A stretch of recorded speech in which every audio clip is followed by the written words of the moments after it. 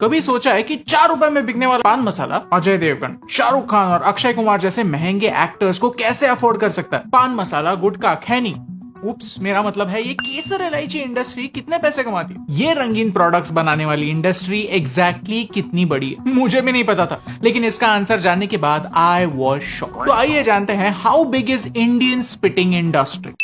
Video काफी interesting है तो प्लीज इसे एंड तक देखिए, और अगर आपको इस वीडियो का पॉइंट समझा तो इसे अपने दोस्तों के साथ शेयर कीजिए। सबसे पहला सवाल, ये पान मसाला वाले लोग इतने बड़े स्टार्स को कैसे अफोर्ड कर सकते हैं? फिल्म अवार्ड्स को स्पॉन्सरशिप पान मसाला कंपनीज देते हैं, बड़े न्यूज़पेपर्स की फ्रंट पेज पर बड़े बड़े एड्स छापते हैं, यहाँ तक अपने 30 सेकंड के एड के शूट के लिए फॉरेन लोकेशंस भी जाते हैं। ये सब करने के लिए पैसे तो लगते होंगे, और ये ब्रांड्स ये सारा खर्चा इजिली अफोर्ड कर सकते हैं क्योंकि भारत का पान मसाला मार्केट 41,000 करोड़ का है। To put things in perspective, India का चॉकलेट मार्केट 16,000 करोड़ का है और हमारा बिस्किट मार्केट 37,000 करोड़ का। बड़े एक्टर्स एक एड के लिए 10 करोड़ चार्ज करते हैं, जो एक 41,000 करोड़ की इंडस्ट्री के लिए सिर्फ 0.02%। भारत पान मसाला एक्सपोर्ट करने में दुनिया में नंबर 1 है और हमारा सबसे बड़ा इंपोर्टर यूएई है। पूरी टोबैको इंडस्ट्री कुल मिलाकर 4.5 करोड़ लोगों को एम्प्लॉय करती है। अब आता है मेरा दूसरा सवाल, क्या लोगों को कैंसर बेचना लीगल है? वर्ल्ड हेल्थ ऑर्गेनाइजेशन कहता है कि दुनिया में 10 करोड़ लोग टोबैको रिलेटेड कैंसर की वजह से मरते हैं और ये नंबर 21वीं सदी में 100 करोड़ होने वाला है। मूवी शुरू होने से पहले आपने वो मुकेश वाले एड्स तो देखे ही होंगे। कैंसर का इन सारे नशीले पदार्थों से रिलेशन है, ये समझने के लिए आपको कोई साइंटिस्ट होने की जरूरत नहीं,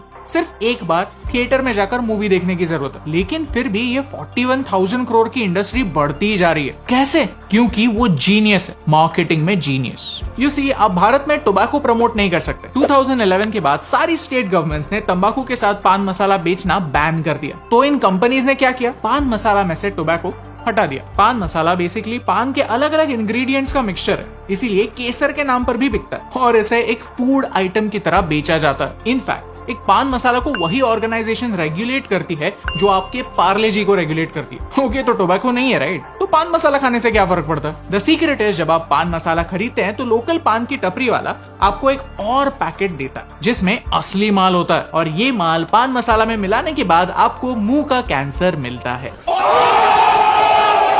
लिटरली मैंने एक्सपेरिमेंट करने के लिए सिर्फ ये पैकेट मांगा और उसके साथ साथ पान वाले ने मुझे ये पैकेट भी दे दिया, मेरे पूछे बगैर। रिस्पॉन्सिबिलिटी से भागने में पान मसाला कंपनीज माहिर है क्योंकि टेक्निकली उनके प्रोडक्ट में टोबैको तो है ही नहीं, तो इस पैकेट पर कहीं भी वो कैंसर वाली वार्निंग भी नहीं है। इसी मोरल के पीछे छुपकर बड़े बड़े स्टार्स इसे प्रमोट करने के लिए रेडी हो जाते हैं। ऑफ कोर्स 5-10 करोड़ मिल रहे हैं तो ना कौन बोलेगा। इस स्टाइल ऑफ एडवर्टाइजिंग को सरोगेट एडवर्टाइजिंग कहा जाता है। अल्कोहल की एड बनाना बैंड है तो अल्कोहल कंपनी सेम नाम पर क्लब सोडा निकालते हैं ताकि ब्रांड की इमेज बने। कैसेट्स एंड सीडीज निकालते हैं ताकि ब्रांड का नाम याद रहे।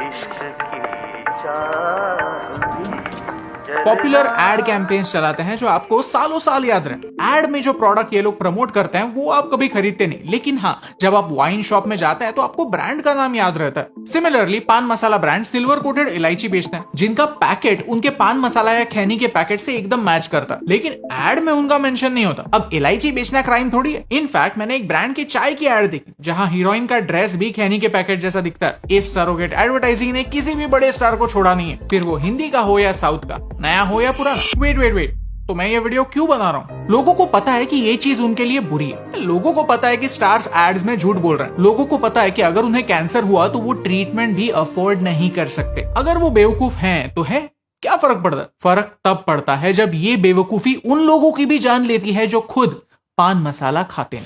आज तक कोविड से भारत में 5 लाख के आसपास लोग मरे, लेकिन एक ऐसी बीमारी है जो सिर्फ 1 साल में 5 लाख लोगों की जान लेती है और ये कहानी हर साल रिपीट होती है। इस बीमारी का नाम है टीबी, जिसके बारे में कोई कभी बात नहीं करता। पूरी दुनिया के 1/3 केसेस भारत से आते हैं। क्यों? क्योंकि टीबी कोविड की तरह ही ड्रॉपलेट से फैलता है। जब एक इन्फेक्टेड इंसान खांसता है, छींकता है या फिर रास्ते पर थूकता है, तब उनके इन्फेक्टेड ड्रॉपलेट्स उनकी बॉडी से निकलकर हवा में जाते हैं। सवाल यह है क्या बाहर के लोग छींकते खांसते नहीं? ऑफ कोर्स, लेकिन वो थूकते नहीं। एक पान मसाला खाने वाला इंसान ऑन एवरेज 10 मिनट में 20 से 30 बार थूकता है। अगर वो रिक्शा चलाने वाला हो जो पूरे शहर में घूमता है और अगर उसके बॉडी में टीबी हो तो वो लिटरली टीबी एक दिन में पूरे शहर में फैला सकता है। आपके घर ला सकता है, आपकी किसी भी गलती के बिना आपकी लाइफ बर्बाद कर सकता है। तो हम क्या कर सकते हैं? इस वीडियो की शुरुआत में मैंने आपको बताया कि ये पान मसाला इंडस्ट्री कितनी बड़ी है। उसका एक रीजन था क्योंकि मुझे इस इंडस्ट्री को एक सवाल पूछना, अगर करोड़ों रुपए एड्स पर खर्च हो सकते हैं, अगर आपके एक एड में एक से ज्यादा स्टार्स हो सकते हैं, तो आपके टोटल बजट में से एक छोटा सा हिस्सा आप लोगों को थूकने से रोकने में क्यों नहीं खर्च करते?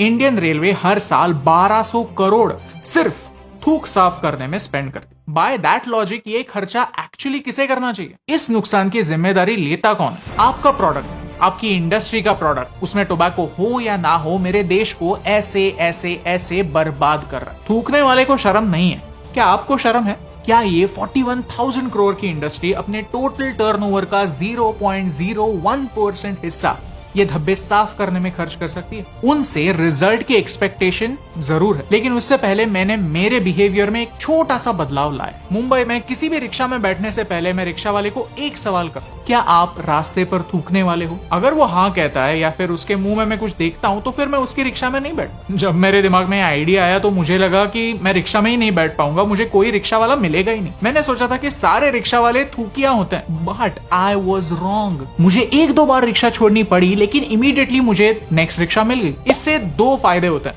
एक, मेरा पैसा सिर्फ उन्हीं लोगों को मिलता है जो नशीले पदार्थ खाकर अपनी गाड़ी रास्ते पर नहीं उतारते। ऐसे लोगों को नहीं मिलता जो मेरे पैसे से ये चीजें खरीदने वाले हैं। पैसा अच्छे लोगों को मिलता है, अच्छे लोगों का फायदा होता है, प्लस मुझे टीबी होने का चांस कम होता है। और दूसरा, थूकिए लोगों को एक रिमाइंडर मिलता है कि मेरे जैसे पागल लोग हैं जो उन्हें सवाल पूछते हैं। अगर उनके मन में थोड़ा सा गिल्ट होता है तो होने दो। आज प्रॉब्लम यही है कि जो लोग गलती कर रहे हैं उन्हें रोकने वाला कोई नहीं है, उन्हें सवाल पूछने वाला कोई नहीं है। पुलिस वाले भी तो थूकते हैं, लेकिन हाँ, जो लोग भुगत रहे हैं वो सच कहने से डरते हैं। क्यों?